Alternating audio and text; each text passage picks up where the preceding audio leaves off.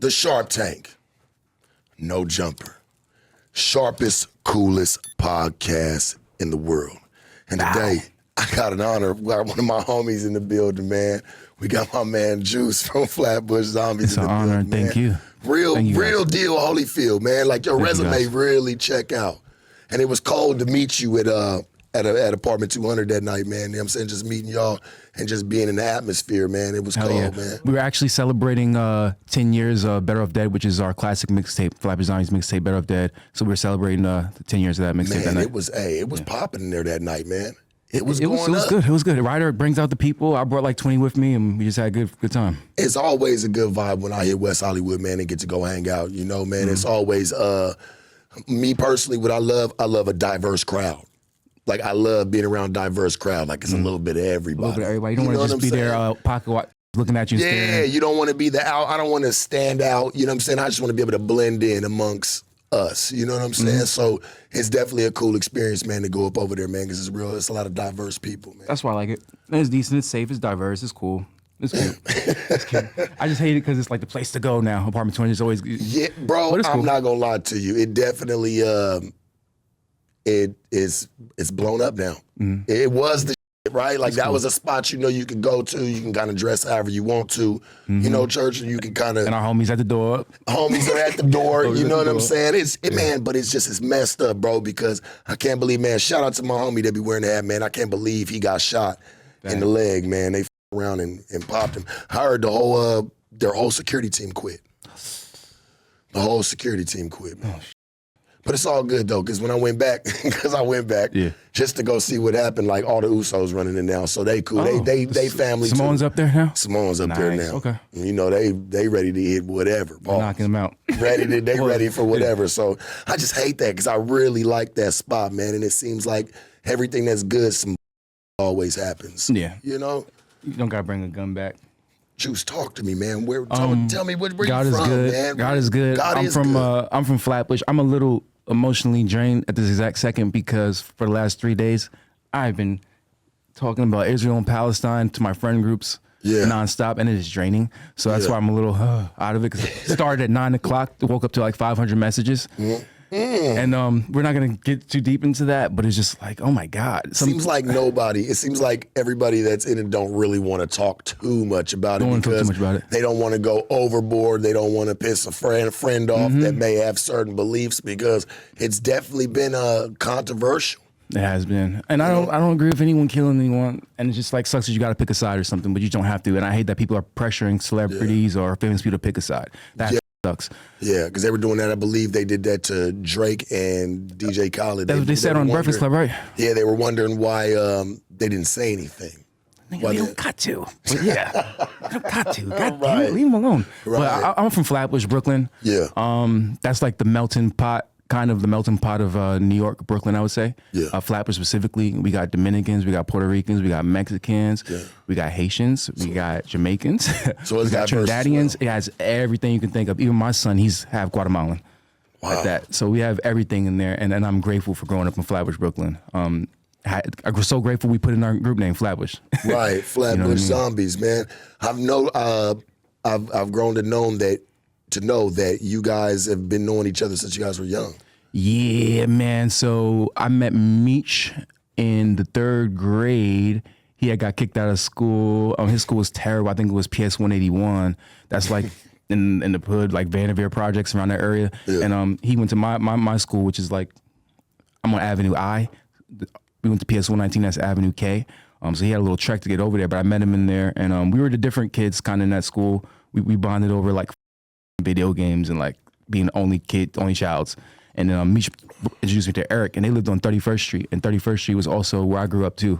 My family lived in 31st Street and Beverly, on Newkirk, and they lived on 31st and Beverly. So the whole time I was literally a block away from them.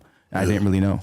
Yeah, you wasn't in the gangs and nothing like that, gang politics. Was you gang banging growing up? No, not me. I'm not a gang banger. I'm a street. I'm not a gang banger. There's a difference. But shout out to all my homies, all the homies that they do it. I'm more of a street hustler. I'm a street hustler. I was just curious, you know what I'm saying? Because, coming from Brooklyn, some rough neighborhoods over there, man. You know what I'm saying? And, I think anywhere they kind of almost force you to pick a side. They do. And my neighborhood was mostly Crip. And I was able to have colored hair and walk around Flatbush and have a pocket of money and sell drugs and be safe the whole time. What was up with the colored hair, man? The colored hair? Yeah, I'm gonna come clean, honestly. Come clean. 2010 Fashion Week, and I wanted to do something different, and I was like, nobody's gonna dumb enough to dye their hair, because that's stupid. I mean, that looks weird, and no one wants to do that. So I did that in 2010, and I never looked back. So we're 13 years in, and I want to say that I kind of helped start that trend. Period. So you've been dying for 13 years. Yeah, I was literally the first dumbass to do that. I did it just to be a dumbass, just a troll. And actually, I look good. I look handsome with blonde hair. So I just kept doing it. It was just a troll move. You know what I'm saying? That it was an accident that just happened to stick with you. Mm-hmm. Like I think literally before that, the nigga Ron Artest did it at a Laker game or something. I was like, And that's crazy. Crazy. I ain't gonna lie, bro. Like if you probably walked up on Ron Artest and like tried to roast him about his colorful hair, he's liable to take off on you. Oh yeah, Queensbridge. I ain't gonna lie to you. Queensbridge, he's the man. Yeah, he's a legend. He's a legend. He's definitely one of me. You had the honor to meet him? No, but I got to meet Stephon Marbury once. That's another New York legend in basketball. That's dope. Yeah. I remember Marbury, the Marburys. Yeah, remember them cheap ass. They worked. They was wearing them in Brooklyn playing ball. They worked. Really? Was wearing them. They were getting roasted, but they didn't care. Wow. Yeah. So I did it as like a troll move, but I actually ended up liking it. I've always been into fashion. We always collected sneakers. That's one of the first things I ever sold was sneakers. Yeah. Buying SBs, buying Jordans, flipping them. That's how I even kind of met this man right here, Barlow's. We've been friends. This was the first I ever met in LA. We've been friends since I was 14, 15. Like when I had my first kid. Well, not at 15. I had my first kid when I was 17, but selling packs across the water. Flying. So you've been in fashion though. It seems like for a long time. Like it seems like that's a big piece of your passion, other than just the music. Yeah, we don't get too much credit for that no more. But yeah, we definitely. What was some of the like first pieces you remember? Like you said, man, this is it right here. Like I'm liking this. Like this. First pair of SB Dunks that I bought, I think, straight cash was the Dinosaur Juniors, and I was so hyped to get those. It was like these silver joints with little purple hints on them, and they were like kind of funky. Like who's gonna wear silver shoes or whatever? But those were like the first joints I actually bought, and from there I just started selling. And actually, Flatbush Zombies is a part of a bigger group called the Beast Coast, and Beast Coast is Joey Badass and Pro Error. Joey Badass. The Underachievers and Flatbush Zombies, and the Underachievers are like my best friends. One of the group members, his name is Issa. And Issa, I used to not smoke weed. I used to like be like Malcolm X in the hood. I used to be like, you guys are smoking, you guys are terrible. You guys, Black Power, what the wrong with you? Y'all poisoning your minds. And I must have been like 16 years old. And this dude, Issa, we bonded over like Sneakers Crazy. And this dude, Issa, was like, yo, if you just smoke one joint with me, I'll get you these 3 Bear lows. There was like these SB Dunks, with like fur on them, like called the 3 Bears. He said, I know you need 3 Bear lows. If you smoke this one joint with me, I'll get you them. And I had to think about it. I really want those sneakers. I think I've seen those before. Have you seen the ones that kind of look like the Grinch? They got the long them SBs too, right? Yeah. Money that they want for some of these shoes is insane. It's insane. It is, man. It's insane. The market's up these days with SBs in general, but it's insane. Well, it's a popular shoe. Yeah. SBs are a popular shoe. And to believe like it was just a skate shoe. That's all it really was that Nike dropped, and just all of a sudden here it goes. What's the most have you ever paid for a pair of SBs? 1,000. Come on, like man. A dumbass, yeah. You got nice ass Louis on your feet. That's few more hundred. You're grabbing those. Literally. I mean, that's what I've been on lately. Just trying to, like, I try to buy stuff that don't have too much logos on it, but it's expensive. Yeah. Well, I always believed in, like, the real shit to me, like, I don't really know if somebody's wearing something real or wearing something fake when you see the design all over the clothing. Like, it's supposed to be tasteful. Supposed you know to be what I'm tasteful. saying? I'm not supposed to notice what it is until I get all the way up on you and be like, oh, shit. That's when it could get tacky. It makes it look tacky when I notice what it is from far away. I don't know if I'm the only person that kind of does that. No, because a lot of these rich rapper niggas, they just throwing a bunch of expensive shit and they look tacky. Because they put all these logos together. It's like, it don't mesh. Like, I like something that the logo's hella small in the corner, like the YSL hat that you have on. That's classy. That's the classic tasteful. New Era logo. It ain't got it everywhere all over the damn hat. Yeah. You know what I'm saying? Like, I feel like who you trying to prove something to at that point? Exactly. Right? I'm on the same level. I feel that way. Yeah. What kind of clothes do you like? Like, where you seem like a guy that can go thrifting very well. Like, you know how to go find some shit. Back in the day, yeah. The infamous dollar shorts. Shout out to everybody that knows about the infamous dollar shorts in my friend group. We shared like these dollar shorts for like 8 years, but just like what the fuck? We found at a thrift store in Flatbush. Yeah, and that's funny. Not to mention, y'all just kind of passed them around, like. Mm-hmm. And shout out to the legendary Nick shorts that was passed around.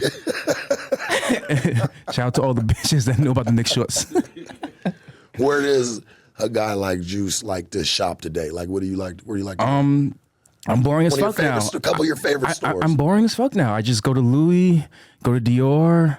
My niggas in Japan, Magic Stick. My brand, Talking Terps. Yeah. I was gonna come here in a Flatbush shirt and shorts, and then my shorty was like, "You're stupid," and I said, "Fuck you." Okay, I'm genuine. Thank you for waking me up this morning. Why did she say that? Why do you feel like she said that'd be stupid? Like, why? I don't get it. She was like, "How you gonna go there and look like you about to walk the dog?" I said, "Damn, baby." You know what? Hey, I'm a firm believer in come however makes you feel comfortable. Yeah. You know what I'm saying? Like, if that's what you felt like coming in, bro. Hey, be our guest. You know what I'm saying? I want you because I want you comfortable. I don't want you to feel like you gotta, oh shit, I gotta dress up. I gotta do, because that ain't really you. And I feel like if you're not dressing like you, how are you gonna be able to, bring that out? Mm-hmm. You know what I'm saying? But she made a good point. Some of y'all crowd don't know me that well, so I thought I was just gonna hang out. So I was like, all right, some of these kids don't know Flatbush like that. They don't know us, so let me just come in formal gear. Well, it seems like a lot of people know you. Because you guys have been on the map for quite some time. Mm-hmm. I used to get mad at Adam, not necessarily you, but I used to get mad at Adam and them when people bring up Flatbush Zombies on the show, and they was like, "I don't know Flatbush Zombies. Who are they?" I was like, "Fuck you guys. I'm never coming to No Jumper. Fuck you guys, man." Because it's like, how the fuck? Because I feel like that's the story. People act like they don't know Flatbush. People act like we haven't been doing this independent movement and pushing the genre so fucking far, and people act like that. So anytime I hear that, I get so bothered, but that's me. I have to grow up. Where do you feel like Flatbush Zombies like push the barrier? Where do you feel like you separated yourself? Being yourself, man. Being yourself and not caring, like you said. Yeah. Just being yourself and not caring. Like, we went out there, didn't care what anybody said, did ourselves, told our message. When we came out, no one was talking about experimenting with psychedelics that much. No one dyed their hair. No one had to go crazy funds like that. It was only the ASAP Mob, the TDE, and the what's the Odd Future? Right. And Flatbush Zombies, we were the thing that pushed this whole culture forward to being yourself. All the new rappers, all the new guys. These are yours, so you're pretty much saying these. You can talk if you want. I want you to talk. What? Non-controversial. You could say 6ix9ine copied us. 6ix9ine copied us. I was about to say, these are all your babies. Yes, sir. These are all your babies. Yes, sir. In a sense, yes, sir. Like, if you really think about it, like some of the ones that are coming up now, like, so for people to say they don't know the fuck you are, they should know, because your style and the way that you guys have, armed yourself to the world, it shows everywhere. Mm-hmm. And even like the dark tone of music, like, I'm more of the light in the group. But my partner Meech, he's the fucking king of death. He's the dark guy. And a lot of those kids took notes, man. Yeah. Took notes, man. But it's cool. I grew up out of that. I used to be fucking 5-6 years ago, I used to feel away, but it took time to grow up and know like your place in life and know what you're doing, and I'm good with that. I'm good with knowing that I'm a vessel. It's funny to see now that all these little kids I see moving through West Hollywood and dressing like this. You're one of the people who set the tone. Yeah, pretty much one of the founders of it. You can say, y'all was calling this shit weird back then. Now look at y'all. Y'all was calling this shit weird as fuck. I say I died for your sins. That's how I like to say. I say in a rap, I died for your sins so you could do it. Yeah. Because when we had to do it, we had to go through the grimiest niggas in New York going, who the fuck are these weird niggas doing this shit? Yeah. But we have the resume and the stats to prove we're weird, but we are just as much Flatbush or street as any other nigga out here doing it. But we just have to prove that shit. And it took a lot. I love to see like my culture being able to like set a trend in other I don't know how to really say it because I don't want to say it without like offending people. But like I just love to see like my culture be able to come into somebody else's culture and reign supreme. Does that make sense what I'm saying? Like y'all kind of dropped in over in a whole nother culture where y'all got all the little white boys, all the little Mexican kids, everybody. It's a melting pot of people. And I love that you said the Mexican part because a lot of people would think that it's just white boys. No. There's some Mexican homies out here ride for us and they are buying albums. And they buy albums. Did my research. They're the really number one Flatbush Zombie fans, low key. For real. So I'm happy you mentioned that. Yeah. When's the last time you did a show? Luckily, well, not luckily, but talent is God. Laura was actually at the last show, one of the last shows I did 2 weeks ago. I just did like my own solo set for the first time. I opened up for an artist named Prof, and Laura fucks with Prof, so she was there. Well, Prof is a really good friend of mine. You know what I'm saying? I fuck with Prof. I was the person that brought him through here for an interview. Oh, nice. I did an interview with him a while back. So Yeah. he's a good friend of mine, man. His music, he goes crazy. He You does. wouldn't think that he get down like he does. You know what I'm saying? does. Because of his look. He does. You know? But that dude is more diverse than I see anybody. And You know what I'm that's saying? part of why I took the deal. His manager, Adam He's a good person to Scroll, open up for, bro. Brood, he took me to a whole new fan base. I was opening up for the people that didn't really know me, and that was a blessing because now I get to spread messages with new people. And now those new people saw me rap, and they went to the merch table and bought CDs. So that means that it worked. And yeah, I told Prof I'm here for the team, and I rocked out every night with him. We went to war every night. Juice, how did it feel to like do it by yourself? Like, how was that moment? At first, it was nerve-wracking because it's so easier to have two other people by your side helping you, whether it's on the raps or live on stage. We're one of those groups that actually rap our words while we're rapping. There's no MP3 in the background, so it means a lot to have them there saying those words or me saying their words. So when I had to do it alone, and then when I had to do it with my homeboy Trav, who's really our merch man, who's not really our DJ, I had to do that whole solo tour with not a traditional DJ. That was fun too. Just, but there's no like real mistakes in life. It's just learn and keep going. So that was fun, like just getting it from the ground up type shit. So you're like, was that your first time ever performing without your group?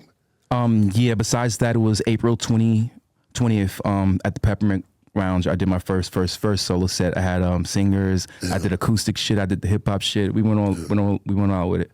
Because you know that at that point, it's all on your back. It's not like we could go in the back and powwow into who fucked up tonight. You know what I'm saying? Yeah, who fucked this shit up tonight? There's been moments. And I'm sure there's been moments in the locker room where like, Yes, hey, bro, I love the locker room, yes. You fucked that shit up tonight. I just want you to know that. And your looks have been becoming a fucking problem. Like, you know what I'm saying? Like, we can't do this shit no more, man. We got to step it up. So for you to be able to go and hit the stage and like, by yourself, I know, man, there was a million butterflies in you. It was, but as a performer or just anything, maybe you on your first week here, you was a little, once you walked in the door, but once the light went on, it went away.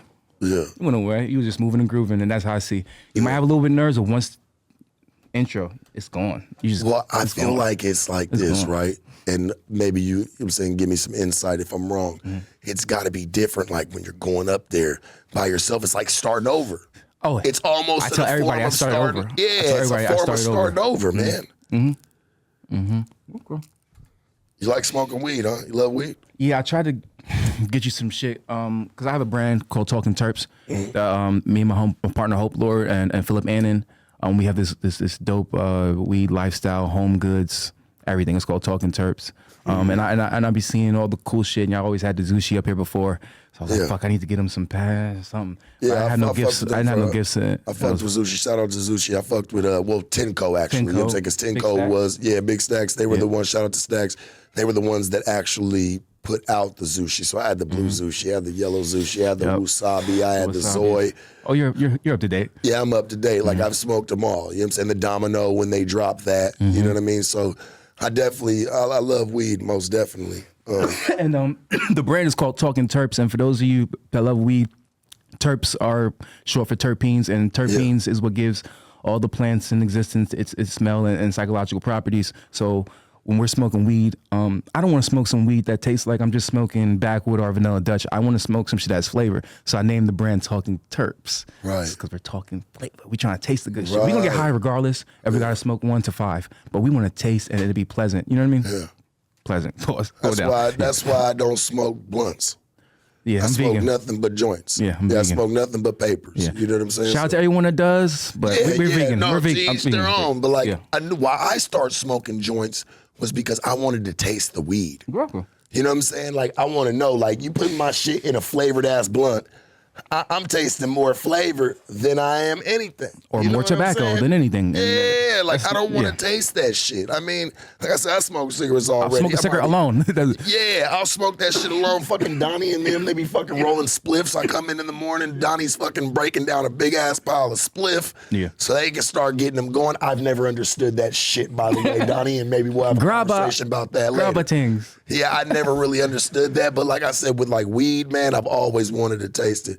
I gotta definitely taste your dro, man. I want to see what you got going, what you got brewing. We got we don't have anything legal. I was more trying to get you hooked up on the merchandise tip and the home goods tip, but Well, I'm gonna get you. I just want to smoke with you. It's not, hey, it's not selling if you're giving. Amen. If you give it to somebody, Amen. you can't say anything. We're just passing weed around. You know what I'm saying? I just want to put this out here. Your homie, he said he was a fan. What was the homie that works right here with the white shirt on? That is Mikey, I believe. Shout out Mikey. Mikey told me him and his friends bonded over Flatbush Zombies and acid back in 2016.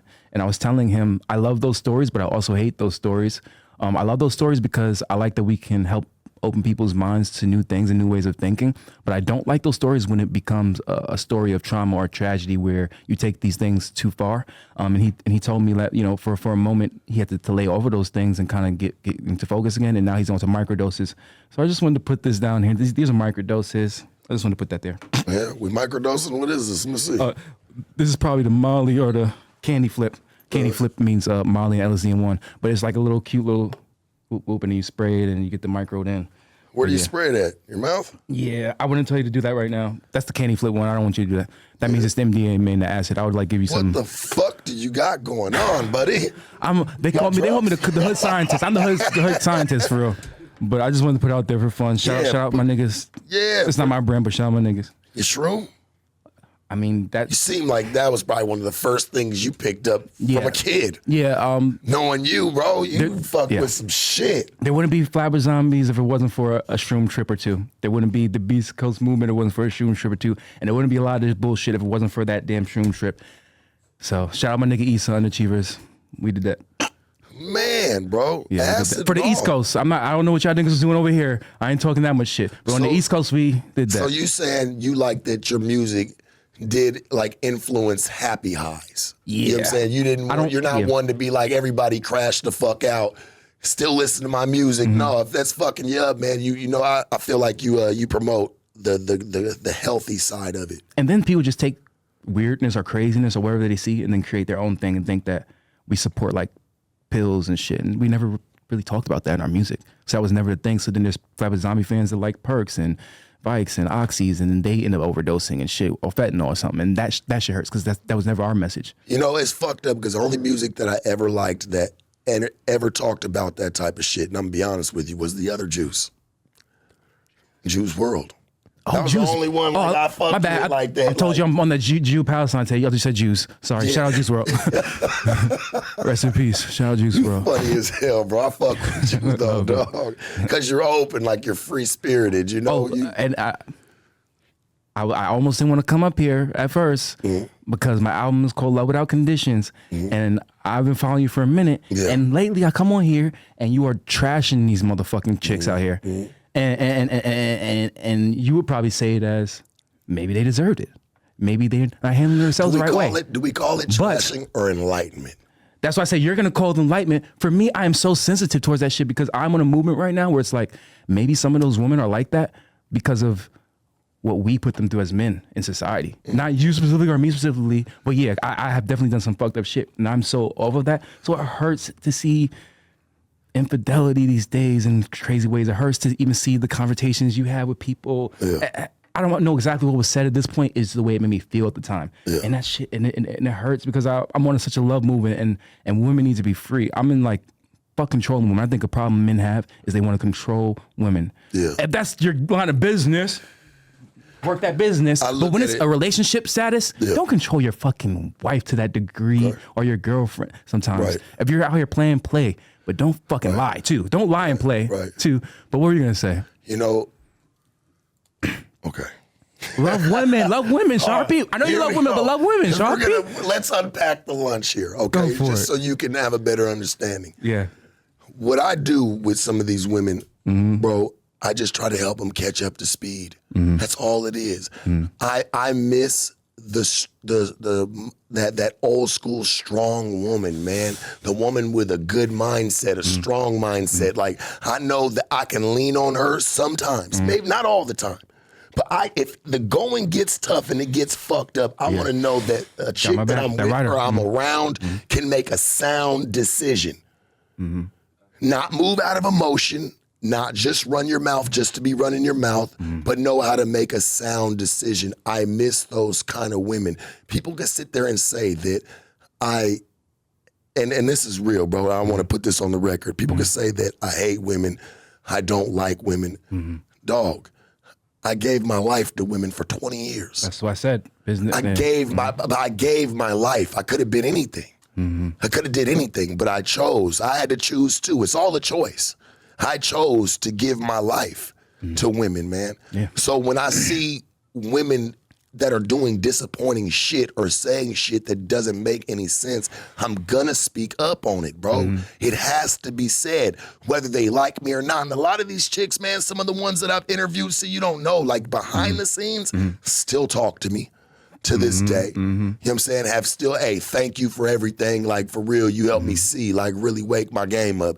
One girl, Kazumi, she was like, man, I've been meaning to thank Sharp. He really helped me step my game up. Like, I ain't gonna lie. Like, you know what I mean? Like, it's not well, I get it. Number one, it's my voice. My voice is raspy. And then I'm passionate. You mix those together, especially for the modern day society today, it's soft. So they're gonna take it as aggression, not passion. You know what I'm saying? Not somebody who's really standing on their principles and standing on who they are. I'm a person that stands on who I am.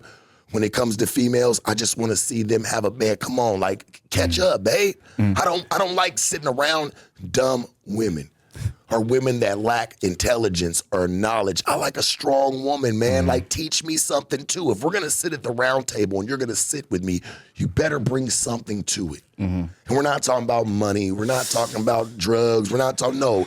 Bring something to it. Bring something that I can carry with me for the rest of my life. Yeah, well, you said teaching and teaching is substance, so bring substance. Bring some substance to it, you know? And like I said, I love women to death, man. I just don't like the mouths. Like, if you're going to talk like a man, that's unattractive to me. Walking and talking like a man is. So you don't like New York women? I love, you know what? To be honest with you, I actually am very fond of New York women. It's the niggas that I ain't. So I'm gonna keep it real with you. Y'all don't even like each other out there. So nigga, why the fuck? Like, you know what I'm saying? Like, the chicks actually be them. They're actually strong. Them's the type of women that I be talking about. Like, they'll let their man lead. I like a strong woman that's allowing me to lead. So do you believe though that before that being said, do you believe though that men are detrimental to the growth of women sometimes, and we are kind of holding them back, and they can kind of wild out because we wild out and we put them in those positions to wild out? It could Can be. you at least agree on that? It can be. Yeah, for sure. It just depends on the situation. Depends on the situation. It depends on the situation and the person that she's dealing with. But see, this is when I hop into the part of the conversation that I let her know, like, baby, this is your choice. You got to be smart enough. You have to be smart enough to make the right decisions. You cannot choose the wrong person and then blame them. Well, they can choose the wrong person once or twice, a little bit. Let them make some mistakes. I make mistakes. But when I constantly keep sitting there fucking with the same bitch, right? Or like I'm having problems with like different chicks, and I'm going through these rigmaroles. When do I start to reevaluate the situation and say, hey, maybe this was me. Maybe it's something that I'm doing. Women got to be able to do that too. You got to be able to critique your character too, baby. Don't just leave it to the man, because you'll always find yourself pointing fingers. So you'll live a life of pointing constantly. So we're gonna do the new No Jumper session, love without conditions, and we just spread love to everybody. That's the conclusion. I spread love to them. I just spread love differently. My love is tough love. I believe in that. So, you know what I'm saying? And because you know why? It's needed. Tough love worked for me. You know how many people you'll see, they'd be like, man, I wish I had somebody to be on my ass coming up. You know what I'm saying? Like, really, like, care about me, like, kept a foot in my ass and kept me on a straight and narrow. Man, there's people, they're kids. That's why kids act out, because they fiend for that. People want to be around. Like, let me tell you something, man. There's some people that lead. There's some people that follow. Unfortunately, we have a world where there's more followers than leaders. Essentially, you want more women leaders and more women. We need to balance it, man. We need to find the balance. I just want some women, just some, So how do we teach? How do we teach these women to catch up to speed in a way where it don't look like by embracing themselves truly and genuinely, not waking up to look at Instagram and Facebook to tell you how to live. Oh, fuck that. Or trying to, you see somebody else going on a vacation or they're having money and they're spending money and they're living their life and you see all this and then you roll over to see your nigga. He might, you know what I'm saying? Y'all might not be fortunate, but he just worked a 14-hour shift. Like he's trying to put it together. You know what I'm saying? And you wake up, I want to do this. Now you're tripping out on him. You're not even telling him the reason really. You're just kind of tripping out on him. You know what I'm saying? You're not even open like, hey, I really would like to take a trip, And then once he says, well, we can stack up and do it. Well, I want to take one now. They're doing it. We can't live to somebody else's life. It's tough. It's music. It's not only us men, it's music too. They see, like you saw on Instagram, they're seeing all this instant gratification everywhere. It's hard for those strong, real relationships to grow. It is. Music sucks these days, Juice. The music sucks these days. Like we're not old. We're not trying to sound like old niggas. No, we're not. But I'm just saying the music from what I've seen it evolve. Like it's different. It's not about being old. It's different when you've seen the music evolve. You know what I'm saying? And what it's evolved into. When have you heard somebody actually genuinely cut an R&B track? Like a real, like that old feel. You know what I'm saying? Like really brought some R&B to the mixture. We do say it's missing every day. But then there are dope artists that have a great tone, like a Giveon or something that will give you those reminiscence. But that old R&B feels gone, partially, which is what we're talking about a little bit. The love frequency, not to sound like fucking Diddy, Jesus Christ. Maybe that's the problem. The love frequency is missing in a sense. So you're answering it pretty much yourself. The love frequency, it's gone. Yeah. It's not around. So people don't even know how to even.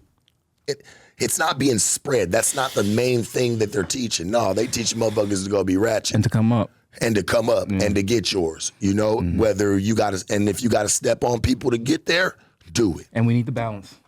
We need both sides. Yes, we do. Hey, man, we do, structure and balance is key. Yeah.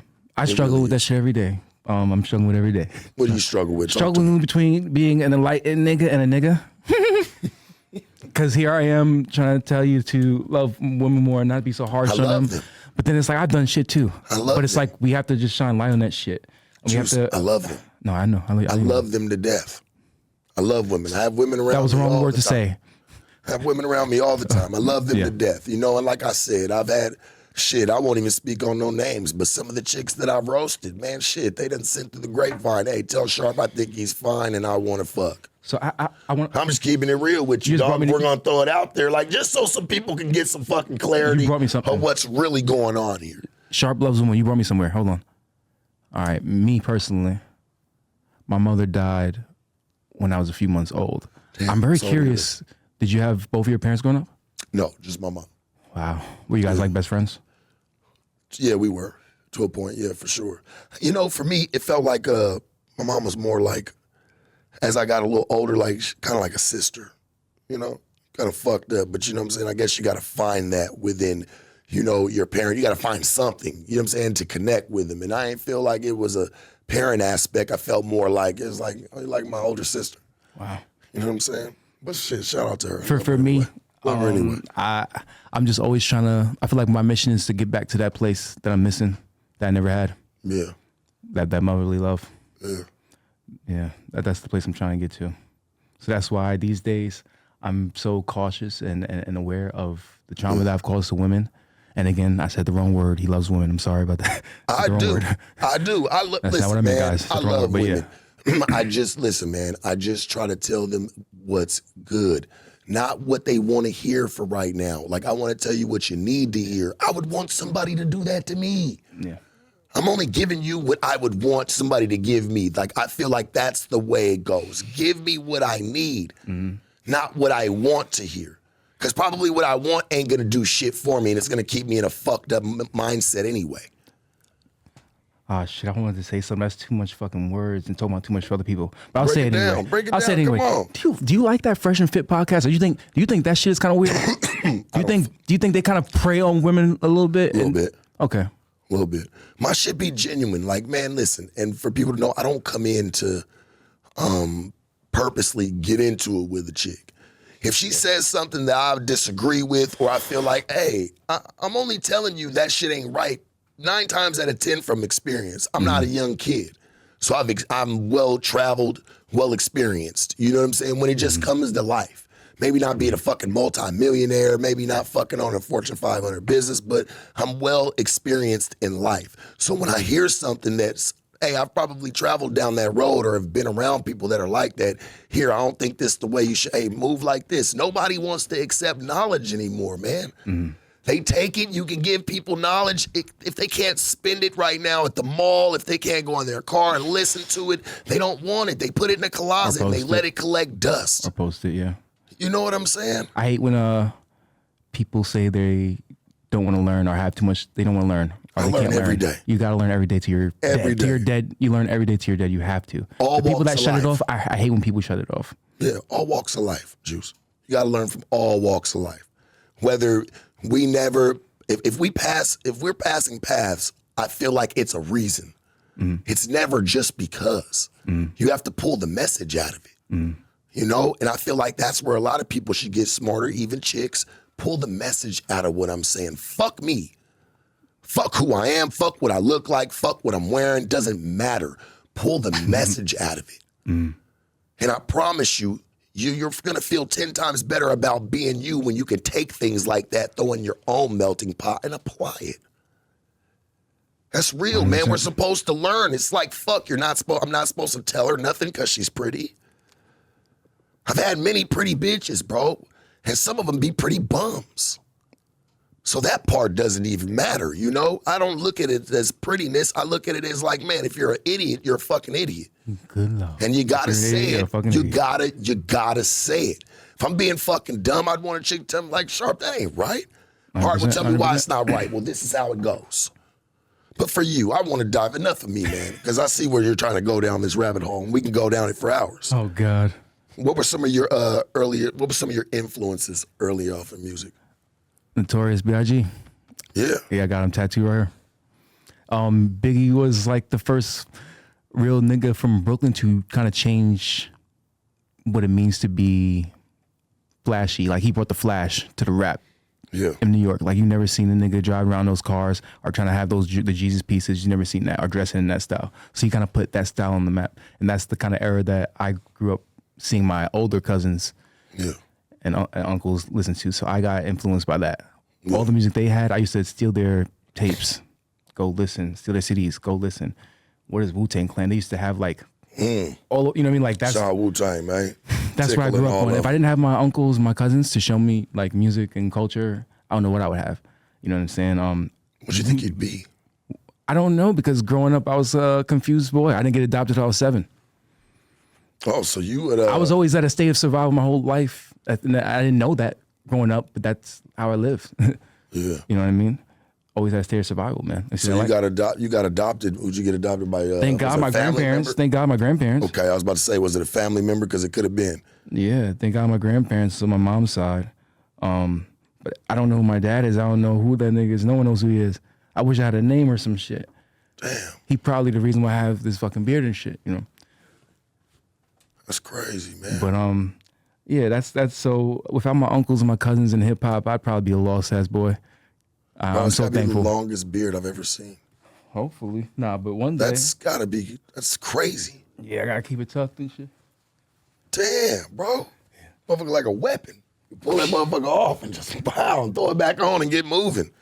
Yeah, shit, it gets bro. in the way, so I just keep it away. But I love it. I keep it with me. It keeps me, I don't know, grounded in a sense. You must be mixed with something, because that motherfucker's long. Yeah. You ain't just full nigga. You something. Exactly. You something else. I think part of me not knowing that also keeps me alive too. Right. Because it keeps me missing something, which is wanting something, which is kind of torture. Damn, I like torture. You'll laugh. It's fucking crazy. I like torture in a way. That's fucked up, but yeah. So you don't even know what race he is. You don't know. Nah, they claim he's just somebody in Brownsville, and no one knows. And by the time that I found out that my great grandma knew, she hadn't had dementia. Yeah, so she couldn't tell me a goddamn thing. So and then my Aunt Marie probably knows, but she be acting like she don't know, but she don't know. So it's whatever. I don't know. I feel like for nobody to know, and then you feel like somebody does, and they're acting like they're just. I had to get over that too. I had to get over that too, or just believe it. I had to believe everybody. You know, that would piss me off a little bit though. Like my auntie, like my mom isn't. My mom's gone. I'll never see her again. You know, I got a dad, and you're not even gonna tell me who he is. Yeah, I always felt like there was more closure growing up, but actually, I had all the closure. It was just something I had to learn. Yeah. Feel like you bleed it through your music? Hell yeah, that's why I named the album Love Without Conditions. Yeah. And on the last track called Mindful, I secretly recorded my grandma, and she's like telling me for the first time a full story about my mom and how I got adopted and how she died the night she died. So for the first time that I heard some of those stories and things, and that she used to do drugs, also with my grandfather. So for the first time I heard those things, I recorded it and I put it on the album so y'all could all experience it with me kind of for the first time. And surprisingly, one of the biggest responses I got from the album is Mindful made me cry. Yeah. Wow. Yeah. So yeah, bleeding through the music, that's all I got. That's all we can do. I'm an artist, that's all it is. I don't got nothing. I was gonna come here in shorts that I wore for the last 3 days and the same shirt I had on for 2 days. I bleed through the music, bro. Yeah. Have you been making music the last couple of days as well? Is that why you haven't wanting to change your No, attire? nigga, I've been in Israel and Palestine for the last 3 days. Mentally. Yeah. You've been mentally there. Yeah. Yeah. What kind of movies and stuff you like? I see some your music's influence behind that By as well. Stanley Kubrick, shout out to him. George Romero, zombie shit. What's that 2001 Space Odyssey and 3001? 2001 A Space Odyssey is the film. And Stanley Kubrick is just like one of those dudes that can visually, audio, just capture you in so many different ways. The way he shoots things, his perspectives are just fucking mind-boggling. So we had this interesting acid trip one day at the Trap called the Palace back in Flatbush, and I was selling acid there at the time. And I used to like say, an average hit, you take one hit, you're good. If you take 3 hits, you're out of there. So I used to tell people I'm selling them 1 hit, give them 3. So every time someone would come to me, they go out of here, and they'll come back like I had the most profound shit ever because I didn't want them to just have a regular window strip. I'm fucked up. Sorry. So anyway, Were you fucked up giving them this as well? I know you were fucked up for it. Yeah. But I'm saying, were you fucked up doing this? Like, man, fuck it, man. You want to get faded like me? Like, I was always a good, sober-minded businessman at times. So one day we were all in the crib and we took too much of that fucking liquid. Shout out to the Portland liquid at the time. It was from Portland. And we took this fucking Portland liquid and we watched Clockwork Orange, another Stanley Kubrick film. And we tripped fucking balls. And it was one of the best experiences, most intense experiences I ever had in my life watching that movie.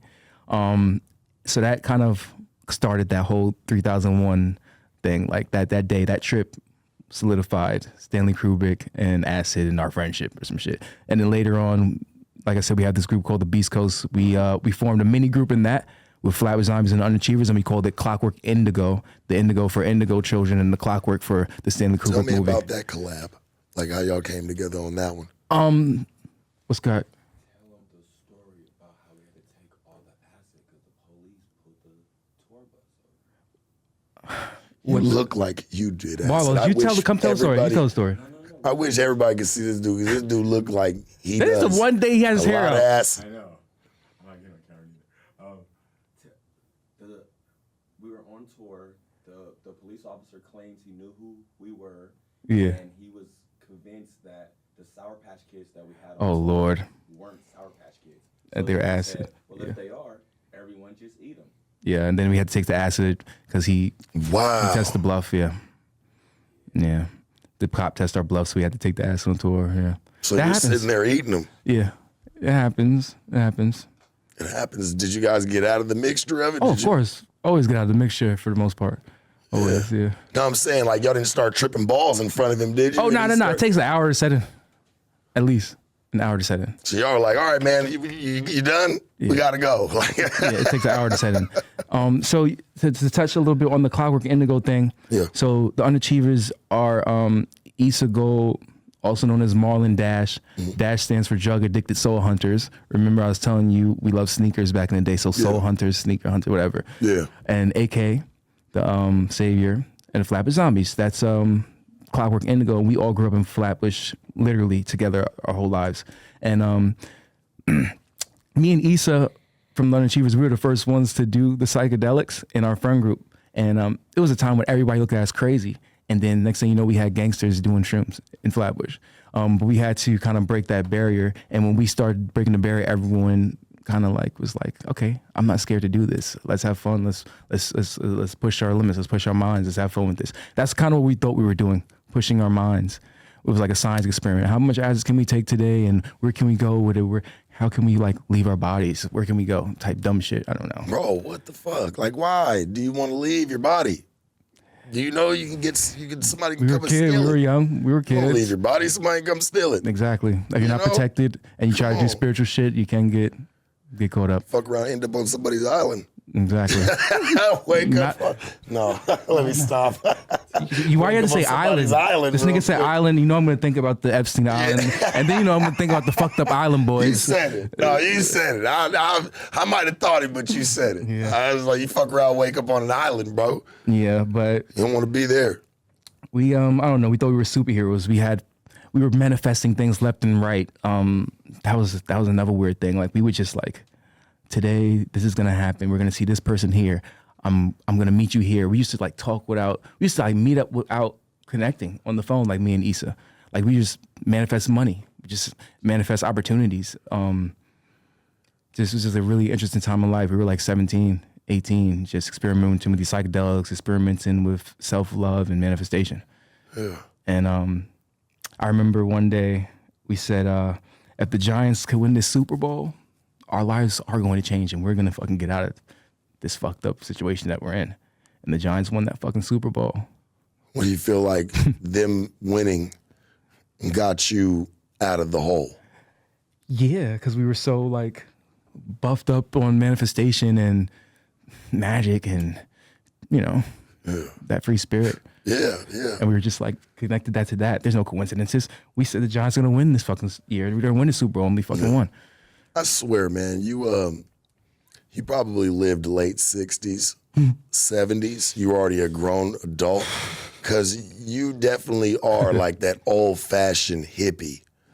Like, you know what I'm saying? Like, I've heard condoms, we don't believe in it. That's you know what they say. Like, that's what they say.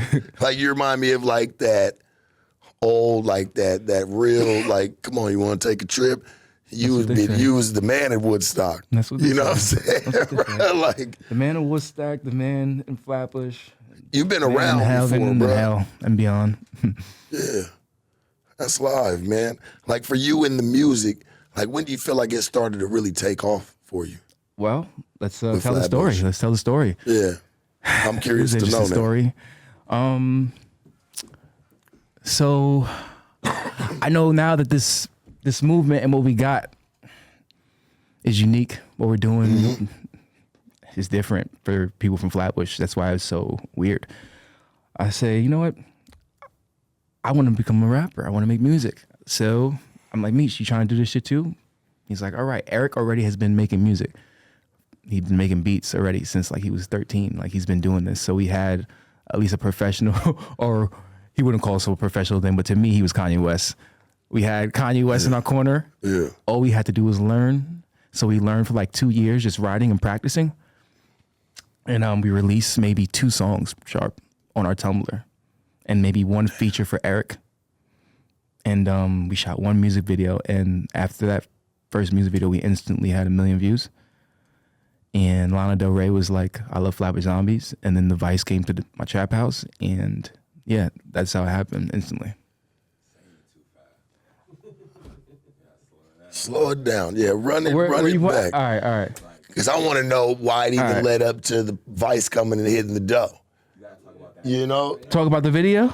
T-shirt. It's just I told some of the stories so much, I'm trying to get through it. All right.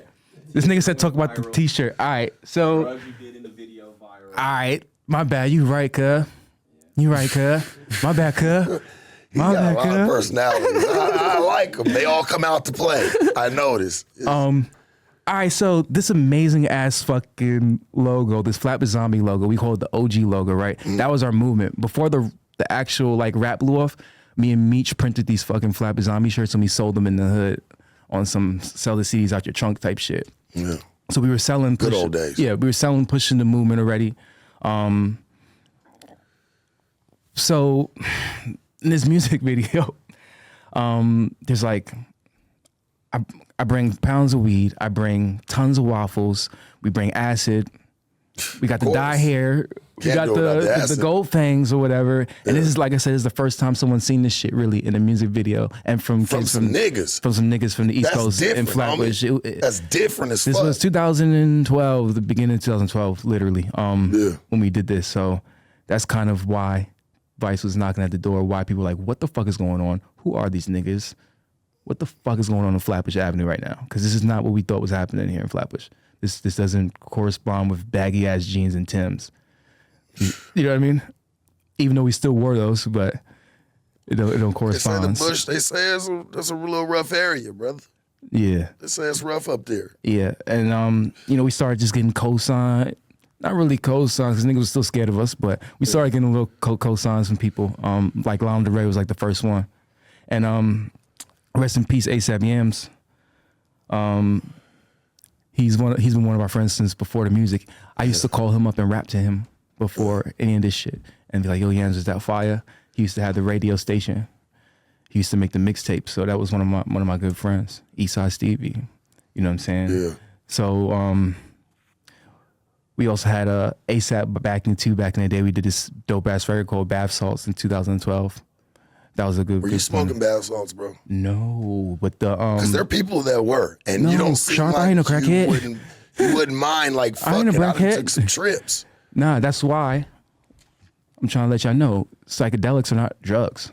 Yeah, psychedelics are more earthly. Shrooms are from the earth. You know what I mean? Other than the Vice trying to get in your business, was there anybody else that felt like you were promoting the use of LSD? Everybody was confused and thought we were promoting LSD. Are you typed in LSD back in those times? Our picture would pop up. Wow. Yeah. Literally. And it didn't stop anything with the success, obviously. Niggas weren't, rappers were scared to work with us, but companies and organizations loved us. We had a Bape collab. We had a Stussy collab. Ooh. Like, yeah. 2 major brands. Yeah. Off the dribble. Yeah. Went to Japan, shut it down. Huh? What'd you do for the Bape collab? So for the Bape New York collab, we turned the Babe and Ape to Biggie Smalls. We put the Jesus piece on them in the crown with the Versace's. Which I've seen that. Yeah. That's a very popular T-shirt. Yeah. Hell yeah. But you say you did for Stussy as well? Yeah, Stussy was first and then Babe. Stussy was the shit. Yeah, Stussy was first and then Babe. What'd you do for Stussy? Zombie logo with a little hippie flair to it with the peace on the back. Yeah. Yeah. Why do you feel like rappers were afraid to work with you? What was the problem? Because it was different and it was scary. But shout out to nigga like the RZA on that first year, put us on his soundtrack for the Iron Fist. Shout out to Smoke. There's he took us on our first tour. Fuck with Smoke. I've actually interviewed Smoke. Yeah. He took us on our first tour. He's the man. Dude, and that dude can rap, man. He put out that last project, and like you said, like it's all like trippy, psychedelic shit. Like even like his visualizer, like it's just all a melting pot, and you just see people popping out of it. And Smokers Club, it's that vibe. Smokers Club, it's that vibe, man. It's definitely different. That's my OG. He's the man. I love Smoke. He's the first one to take a chance on us and put us in that road, put us on that stage. Another funny story. We got booed one time, opening up for Slaughterhouse at Best Buy Theater. Yeah, we got booed one time opening up for Slaughterhouse. We weren't supposed to be on this show, but they needed a favor. And we had just came off of a hot streak selling out all across the fucking world. And we come back to this fucking shitty ass New York show and to open up for Slaughterhouse. And we got booed. And this was early on in our career, and we just fucking took that shit and rapped through it. It's got to be and made fucked the best up, of us. though, right? It made the best of it. Yeah, it was come fucked back up. like to the city. Yeah, it was fucked up. And get booed in the city. Mm-hmm. It was fucked up. And then a year later, we sold out that same venue. Bet you got a laugh, a chuckle out of that one, didn't you? I had to, but yeah, it was good. That's dope, but it's got to be fucked up because you go on clear across the world. Everybody's fucking with you. You're coming off this high, and not just acid high, but just, you know what I'm saying, this high, man, this euphoric feeling, you know, to come back and to be booed opening up for Slaughterhouse.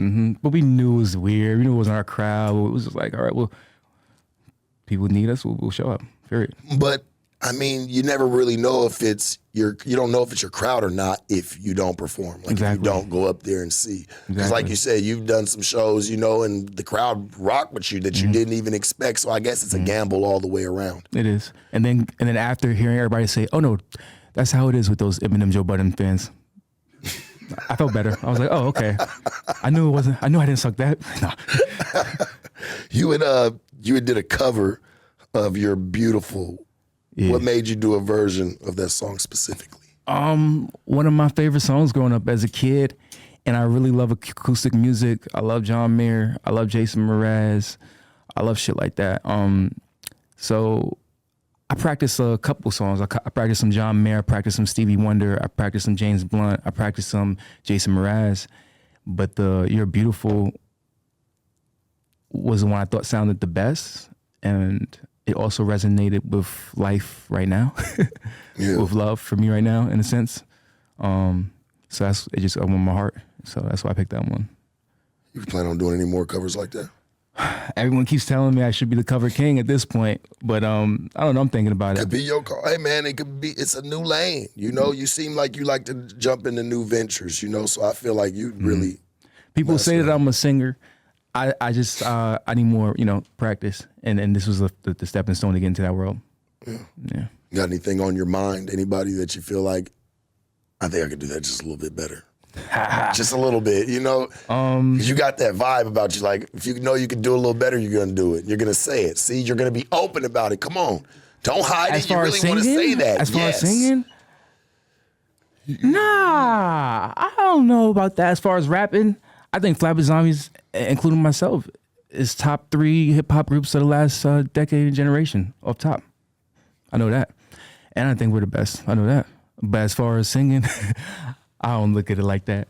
I'm just trying to change moods and feelings. I ain't trying to compete with these R&B niggas. I can't dance. I can't dance. Let's think about some of the people that are singing today. And I'm not talking about everybody, but let's just think about some of the, man, it's auto-tuned everything. And I love auto-tune. Okay. I love the. Okay, Sharp. Okay, Sharp. Here we go. Let's go. Come on, let's go. Here we go. I do not fuck with auto-tune like that, especially with singing. And that is partially why I had to pick a song like You're Beautiful, because you have to really show your vocal tunes. There ain't no fucking auto-tune on there. Barely a fucking reverb on the bitch.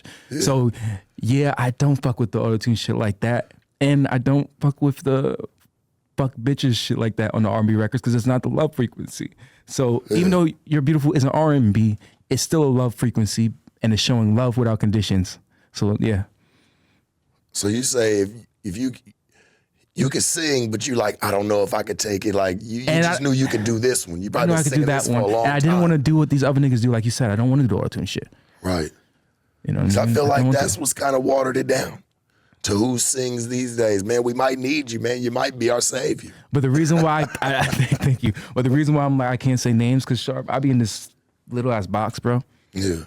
Like I listen to like Cleo Soul and shit. I don't really pay attention to nobody. I'm happy I found out who Giveon was.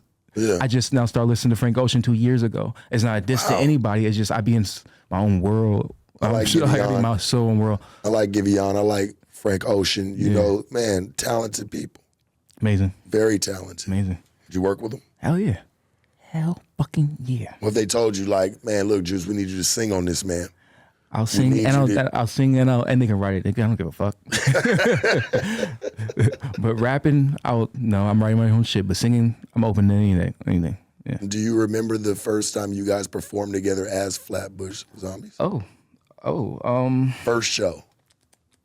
Yeah, we're going back in that time. What's the name of that venue? Southpaw, legendary venue in Brooklyn. Southpaw, we were the last show at Southpaw. They made us run back Thug Waffle, which was our first single in that video I was telling you guys about. They made us run that back about 5 times because we barely had any songs. We probably performed like 2 other songs that night. So we retired the legendary venue Southpaw. For some reason, Foxy Brown got word that we was there. She pulled up. Plain Pat pulled up. My baby mama was there, but yeah, my baby mama was there. The whole hood was there. Niggas that I went to school with that I didn't even know fucked with me like that was there. Like everyone was there, and it was a legendary night. And then we took the dollar van back home. That was it for it. It was beautiful. Thug waffle 5 times. It was like niggas in Paris out there. No acid? No, I don't think so. I was just high off life. I gotta ask you this one, because I gotta know, because I know you go on trips. Mm-hmm. You know, has there ever been a time where you packed too much luggage and been on a show and had to do a show? And what I mean by that is you probably did a little too much. Now you up on stage and you kind of like, whoa. No, You ain't never like tripped the fuck out like, whoa, hold on, this is too much. I remember we forced this nigga and all his homies to do acid at the LA show back, our first LA show in Halloween we did. And that wasn't baby steps either, but we wasn't too high enough ever. The Smoke Disator we did on acid. We wasn't too high at all. And these micros again, every day I performed on that Prof tour, I started to set off with like 4 of these bitches just to wet it out. But yeah. So you haven't had no problems. No You're problems. Like, shit, I vibe up I don't really know what a bad trip is. Yeah. And I don't force myself to overdo it either. Yeah. Because I know what that's like too. Are there some that you don't remember? Everything, because everything is like one big trip. I literally, that's why you telling me to say, because I don't remember shit. You're telling me it was like picking up. There's like a whole part of my life I don't remember. Like literally, how many times do I hang out with you and be like, oh shit, I did that? We did that? I did that? You never done acid? Yeah. He said, yeah, really. Yeah. Yeah, so I have, it's hard. I have my When I was memory younger, blank. My memory's tried- faint. It's bad. Yeah. Yeah. Remember the sugar cubes? Yep, a little good sugar cube. Yeah, Good sugar cubes. good sugar cubes. That's Some old sugar. school. Yeah. You never fucked with it? I ain't like it. Strong. Some shit, let me tell you something, bro, and I'm gonna be honest. Some shit's not for Altoid niggas, cases. bro. Some shit's just not for niggas. Altoid cases. Some shit's not for niggas, yes. Right? Yes. I mean, fuck. I still try to learn at this day. I don't like to push anything on anybody. Yeah. I gotta ask, man, like, do you even remember your career? Yeah. I remember Like, do you, it's just some hold on. things are faint. Some things is just hard to remember all the details. Because I spent a lot of time on the road. Like we sold a lot of tickets. I think we've been on like 4 worldwide sold out tours, bro, from 2012 until COVID. right. Like so I spent 75% of the time on the road. Yeah. So it's just like, every day I'm just so used to being on the road, and every day just like every day's a new day. Boom, boom, boom, boom, boom. I got spent so much time instead of I took in a lot, but I was just like workhorse vibe. And I'm happy that like shit like COVID happened for me to take a step back and be home and like really take things in. Cause I was always like in this work mode kind of stage. Because It's not always good to do that. I mean, it's not. And like I said, you've obviously made it, man. You one of the top groups. I just wanted to know, do you even you remember some of the shit? Yeah, but do you just remember even taking them trips, seeing different things over, just going around the world, man? Them are experiences. You know what I'm saying? They ain't just you going and doing shows. That shit's a part of your life. So I had to slow down and take it in and start taking more walks before shows and shit like that. Yeah. You feel like COVID's what do you feel like it's slowed you guys down, or do you feel like, it was Not slowed us down, small just break. opened us up. Yeah. The small break is good, but also opened us up to more of ourselves, which is what's needed when you're in a marriage. I call it a marriage because it's a group. Well, I mean, you guys have known each other for a long ass time, man. What's made you want to get on your own project? I think all of us have a certain message that we want to get across, and sometimes it's hard to do that all in the same song. Yeah. And we've been doing it all for so long. We deserve our own Spotify's and our own YouTube pages and our own videos and our own, albums. So, like, even though Meech's on my album, Meech's album is called Gothic Luxury, and it's a very more darker undertone. It's not because different. you and Meech and you know what I'm saying, you guys have any type of issues or anything to feel like, well, since we got issues, maybe it's time for us to part ways. You know? Nah, there's no issues. It's just Meech put his album out first, then I put my album out. Eric didn't put his out yet. We all had to have our moments. We all got to shine. We all got to have our message first. Yeah. And then we'll get back to group shit. My last question that I want to know, like, what's the overall, and I know you got a good answer for me, and I'm sure the viewers want to know, like, what's the overall message that you as Juice want to put out, you know, besides Flatbush, you know what I'm saying, and just leaving that to the side for a second and letting that on ice. What message do you want the people, like, what are you trying to teach? Love yourself. Please be kind to yourself. Yeah. Every day is hard. We're all going through it. We're all struggling. But we can't be so hard on ourselves. Like you said, stop, smell what's going on, take in everything. It's okay to be different. It's okay to be yourself. It's okay to not be cool. It's okay to not have everything. Yeah. It's okay to want things. Yeah. It's okay to get there when you get there. Everything doesn't happen for everybody as fast. Everybody has their own story. God has his own plan for you. I just want each other to start loving unconditionally, non-transactional. I make sure that everything I do is non-transactional. I make sure the love that I give, non-transactional. That's what I want you guys to understand. Love is non-transactional, and I want you guys to love yourselves at that. I'm not just talking about other people and how you treat other people. And loving yourself isn't just saying that you love yourself. Loving yourself is taking the time to be self-disciplined, to set goals for yourself and abide by them, and rules, man, and setting boundaries for yourself and other people. And it's an everyday struggle doing it. And I know it's hard because I'm trying every day too. But I just want you guys to know that no matter what it looks like I have or what I got, I'm just like y'all. And I want you guys to take this shit serious because this life is all we have, our one life. And we're lucky. As much as I hate America, we're blessed to be in America and have, you know, kind of freedom to do certain things. And just to be amongst people of all kinds and not be at war like the places we spoke of earlier. And so let's take that time, get off the fucking phone like Sharp's been saying, you know, block out the noise.